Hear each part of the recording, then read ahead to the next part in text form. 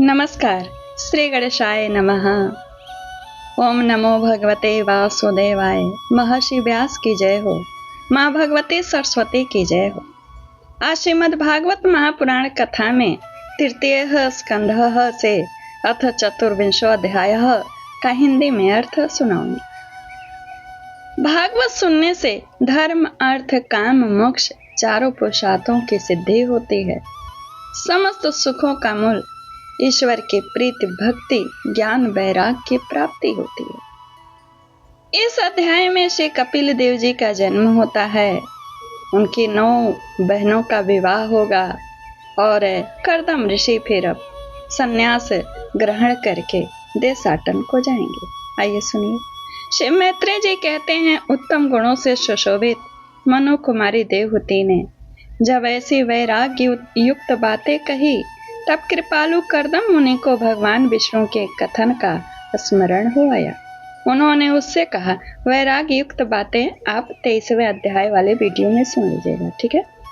कर्दम जी बोले, दोष रहित राजकुमारी, तुम अपने विषय में इस प्रकार खेद न करो। तुम्हारे गर्भ में अविनाशी भगवान विष्णु शीघ्र ही पधारेंगे। प्रिय, तुमने अनेक प्रकार के व्रतों का पालन किया है, अतः तुम्हारा कल्याण होगा। अब तुम संयम, नियम, तप और दान आदि करती हुई श्रद्धा पूर्वक भगवान का भजन करो। इस प्रकार आराधना करने पर श्री हरि तुम्हारे गर्भ से अवतीर्ण होकर मेरा यश बढ़ावेंगे और ब्रह्म ज्ञान का उपदेश करके तुम्हारे हृदय की अहंकारमय ग्रंथि का छेदन करेंगे। श्री मैत्रेय जी कहते हैं, विदुर जी, प्रजापति कर्दम के आदेश में गौरव बुद्धि होने से देवहूति ने उस पर पूर्ण विश्वास किया और वह निर्विकार जगत गुरु भगवान श्री पुरुषोत्तम की आराधना करने लगी। इस प्रकार बहुत समय बीत जाने पर भगवान मधुसूदन कर्दम जी के वीर्य का आश्रय ले उसके गर्भ से इस प्रकार प्रकट हुए जैसे काष्ठ में से अग्नि।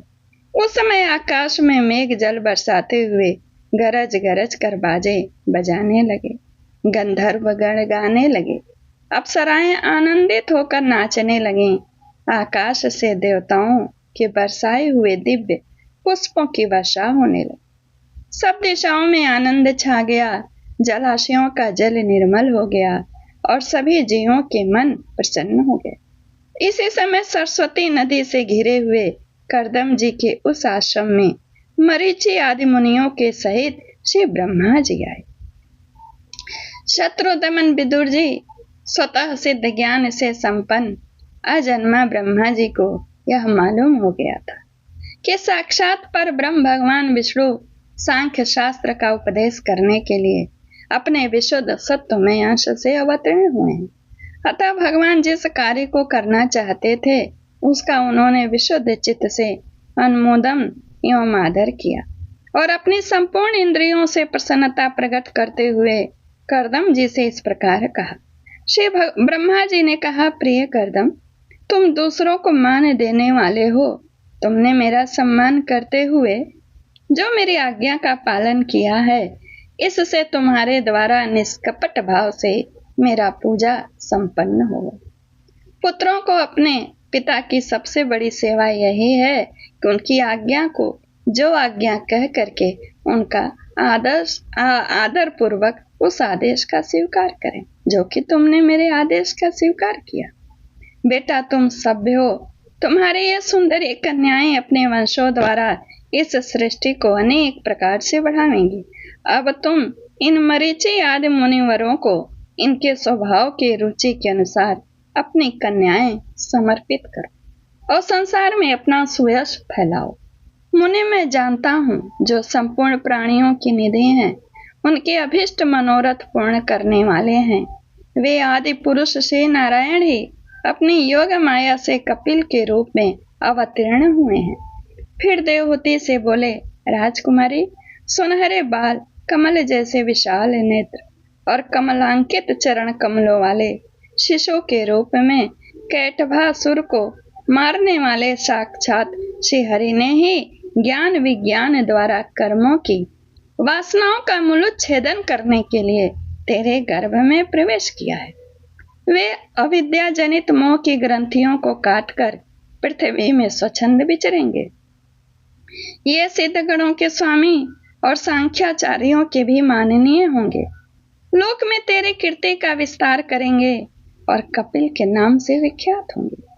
श्री मैत्रेय जी कहते हैं, विदुर जी, जगत की सृष्टि करने वाले ब्रह्मा जी उन दोनों को इस प्रकार आश्वासन देकर नारद और सनकादि को साथ ले हंस पर चढ़कर ब्रह्मलोक को चले गए।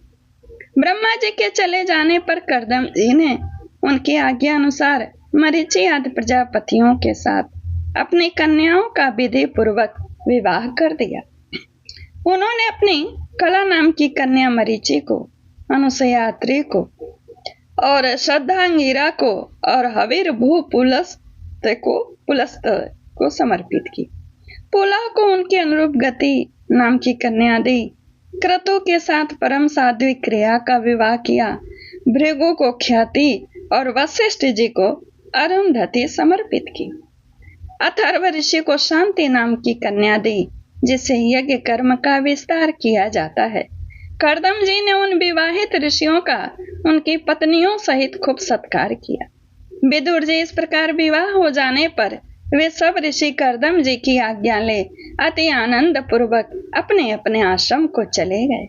कर्दम जी ने देखा कि उनके यहाँ साक्षात देवादिदेव श्री हरि ने अवतार लिया है, तो वे एकांत में उनके पास गए और उन्हें प्रणाम करके इस प्रकार कहने लगे, ओहो, अपने पाप कर्मों के कारण इस दुख में संसार में नाना प्रकार से पीड़ित होते हुए पुरुषों पर देवगण तो बहुत काल बीतने पर प्रसन्न होते हैं, किंतु जिनके स्वरूप को योगी जन अनेकों जन्मों के साधन से सिद्ध हुई सुदृढ़ समाधि के द्वारा एकांत में देखने का प्रयत्न करते हैं, अपने भक्तों की रक्षा करने वाले वे ही श्री हरि हम विषय लोलुपों के द्वारा होने वाली अपनी अवज्ञा का कुछ भी विचार न करके आज हमारे घर में अवतीर्ण हुए हैं।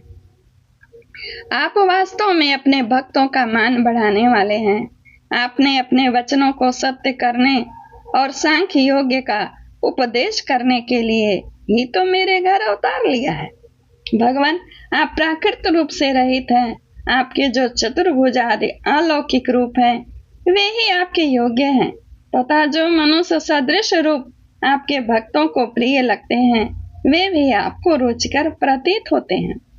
आपका पाद पीठ तत्व ज्ञान की इच्छा से विज्ञानों द्वारा सर्वदा वंदनीय है, यानी चरण, तथा आप ऐश्वर्य, वैराग्य, यश, ज्ञान, वीर्य और श्री इन 6 ऐश्वर्यों से पूर्ण हैं। मैं आपकी शरण में हूँ। भगवान, आप पर ब्रह्म हैं। सारी शक्तियां आपके अधीन हैं। प्रकृत पुरुष, महत तत्व, काल, त्रिविध अहंकार, समस्त लोक एवं लोकपालों के रूप में आप ही प्रकट हैं, तथा आप सर्वज्ञ परमात्मा ही इस सारे प्रपंच को चेतना शक्ति के द्वारा अपने में लीन कर लेते हैं। अतः इन सबसे परे भी आप ही तो हैं। मैं आप भगवान कपिल की शरण लेता हूँ। प्रभु, आपकी कृपा से मैं तीनों ऋणों से तो मुक्त हो गया हूँ और मेरी सभी मनोरथें आपने पूर्ण कर दी। अब मैं संन्यास मार्ग को ग्रहण कर आपका चिंतन करते हुए शोक रहित होकर विचरूंगा। आप समस्त प्रजाओं के स्वामी हैं, अतः इसके लिए मैं आपकी आज्ञा चाहता। श्री भगवान ने कहा, मुने, वैदिक और लौकिक सभी कर्मों में संसार के लिए मेरा कथन ही प्रमाण है। इसलिए मैंने जो तुमसे कहा था कि मैं तुम्हारे यहाँ जन्म लूंगा, उसे सत्य करने के लिए ही मैंने यह अवतार लिया है। इस लोक में मेरा यह जन्म लिंग शरीर से मुक्त होने की इच्छा वाले मुनियों के लिए आत्मदर्शन में उपयोगी प्रकृत आदि तत्वों का विवेचन करने के लिए ही हुआ है। आत्मज्ञान का यह सूक्ष्म मार्ग बहुत समय से लुप्त हो गया है। इसे फिर से परिवर्तित करने के लिए ही मैंने यह शरीर ग्रहण किया है, प्रवर्तित करने के लिए। ऐसा तुम जानो। मुने, मैं आज्ञा देता हूँ कि तुम इच्छा अनुसार जाओ और अपने संपूर्ण कर्म मुझे अर्पण करते हुए दुर्जय मृत्यु को जीतकर मोक्ष पद प्राप्त करने के लिए मेरा भजन करो। मैं स्वयं प्रकाश और संपूर्ण जीवों के अंतःकरणों में रहने वाला परमात्मा ही तो हूँ। अतः जब तुम विशुद्ध बुद्धि के द्वारा अपने अंतःकरण में मेरा साक्षात्कार कर लोगे, तब सब प्रकार के शोकों से छुटकर निर्भय पद यानी मोक्ष प्राप्त कर लोगे। और माता देवहूति को भी मैं संपूर्ण कर्मों से छुड़ाने वाला आत्मज्ञान प्रदान करूंगा, जिससे यह संसार रूप भय से पार हो जाएगी। श्री मैत्रेय जी कहते हैं, भगवान कपिल के इस प्रकार कहने पर प्रजापति कर्दम जी उनकी परिक्रमा कर प्रसन्नता पूर्वक वन को चले गए। वहां हिंसा में संन्यास धर्म का पालन करते हुए वे एकमात्र श्री भगवान के शरण हो गए तथा अग्नि और आश्रम का त्याग करके निसंग भाव से पृथ्वी पर विचरने लगे। जो कार्य कारण से अतीत हैं, सत्व आदि गुणों का प्रकाशक एवं निर्गुण है और अनन्य भक्ति से ही प्रत्यक्ष होता है, उस पर ब्रह्म में उन्होंने अपना मन लगा दिया। वे अहंकार, ममता, सुख दुख आदि द्वंद्वों से छुटकर समदर्शी हो सब में अपने आत्मा को ही देखने लगे। उनकी बुद्धि अंतर्मुख एवं शांत हो गई। उस समय धीर कर्दम जी शांत लहरों वाले समुद्र के समान जान पड़ने लगे। परम भक्ति भाव के द्वारा सर्वांतरयामी सर्वज्ञ श्री वासुदेव में चित्त स्थिर हो जाने से वे सारे बंधनों से मुक्त हो गए। संपूर्ण भूतों में अपने आत्मा श्री भगवान को और संपूर्ण भूतों को आत्म स्वरूप श्री हरि में स्थित देखने लगे। इस प्रकार इच्छा और द्वेष से रहित सर्वत्र समबुद्धि और भगवत भक्ति से संपन्न होकर श्री कर्दम जी ने भगवान का परम पद प्राप्त कर लिया। श्रीमद् भागवते महापुराणे पारमहंसायाम सहितायाम तृतीय स्कंधे काकलिये चतुर्विंशो ओम तत्सत। यह अध्याय यहीं पूर्ण होता है।